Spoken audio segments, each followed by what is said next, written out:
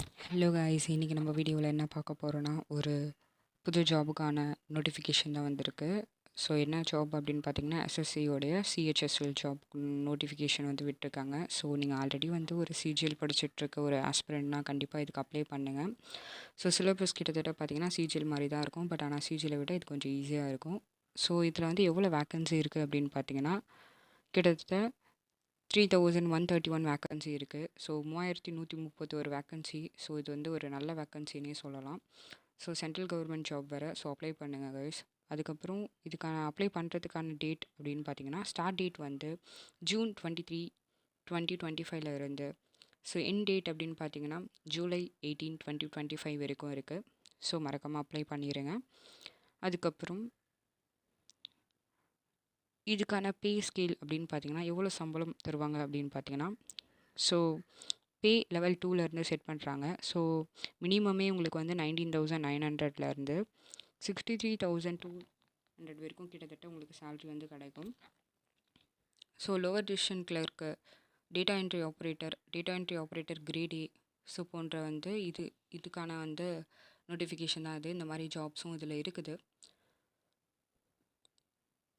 So அதுக்கப்புறம் வந்து பார்த்திங்கன்னா, ஸோ இந்தியன் சிட்டிசன்ஸ் எல்லாருமே இதுக்கு அப்ளை பண்ணலாம். கண்டிப்பாக நம்ம எல்லாருமே அப்ளை பண்ணலாம் இதுக்கு. இதுக்கான ஏஜ் லிமிட், வயது வரம்பு அப்படின்னு பார்த்திங்கன்னா 18லேருந்து 27 ஏஜில் இருக்கிற எல்லாருமே வந்து எலிஜிபிள் தான். ஸோ அதுக்கப்புறம் வந்து பார்த்திங்கன்னா ரிசர்வேஷனும் இருக்குது. ஸோ எஸ்சி எஸ்டி கேண்டிடேட்டாக இருந்தீங்கன்னா பார்த்திங்கன்னா ஒரு 5 இயர்ஸ் மட்டும் உங்களுக்கு வந்து ஏஜ் லிமிட் வந்து தந்துருக்காங்க. ஸோ எக்ஸ்ட்ரா வந்து ஒரு 27 + 5 வரைக்கும் நீங்கள் எழுதிக்கலாம். கிட்டத்தட்ட 32 ஏஜ் வரைக்கும் நீங்கள் எழுதிக்கலாம். ஸோ அதுக்கப்புறம் ஓபிசி பார்த்திங்கன்னா 3 இயர்ஸ் வரைக்கும் இருக்குது. 30 வரைக்கும் நீங்கள் எழுதிக்கலாம்.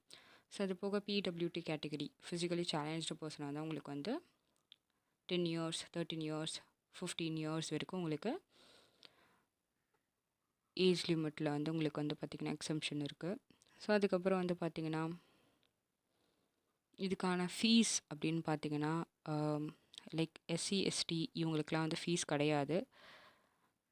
அண்ட் தென் வந்து மற்றவங்களுக்கு விமன் கேண்டிடேட்டுக்கும் அதில் ஃபீஸ் கிடையாது. ஸோ மற்றவங்க எல்லாருக்குமே வந்து மினிமம் 100.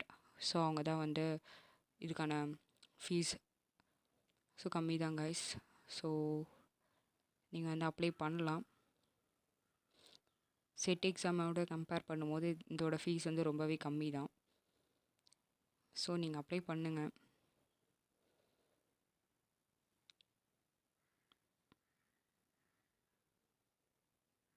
பாருங்கள், இதுக்கான ஃபீஸ் ஸ்ட்ரக்சர் வந்து பார்த்திங்கன்னா 100 ருபீஸு.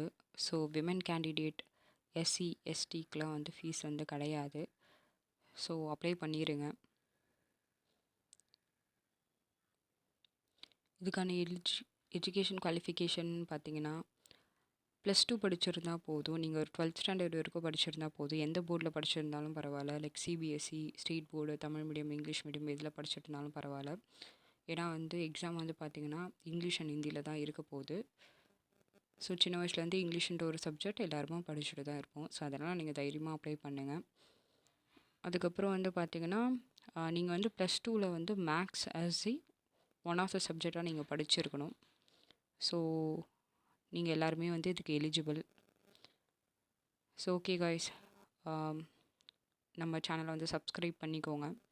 இன்னும் இந்த மாதிரி வந்து நிறைய ஜாப் சம்மந்தப்பட்ட வேக்கன்சிஸ், ஜாப் சம்மந்தப்பட்ட நோட்டிஃபிகேஷன்ஸ், ஜாப் சம்மந்தப்பட்ட இன்ஃபர்மேஷன்ஸ், அப்புறம் புது புது விஷயம் என்னெல்லாம் இருக்குதோ எல்லாமே வந்து உங்களுக்கு அப்டேட்டாக வேணும் அப்படின்னு நினச்சிங்கன்னா நம்ம சேனலை சப்ஸ்கிரைப் பண்ணிக்கோங்க. ஸோ பெல் ஐக்கானை கிளிக் பண்ணிக்கோங்க. ஸோ அப்போ தான் நான் போடுற எல்லா வீடியோஸும் உங்களுக்கு நோட்டிஃபிகேஷனில் வரும். So all the best. So support பண்ணுங்கள்.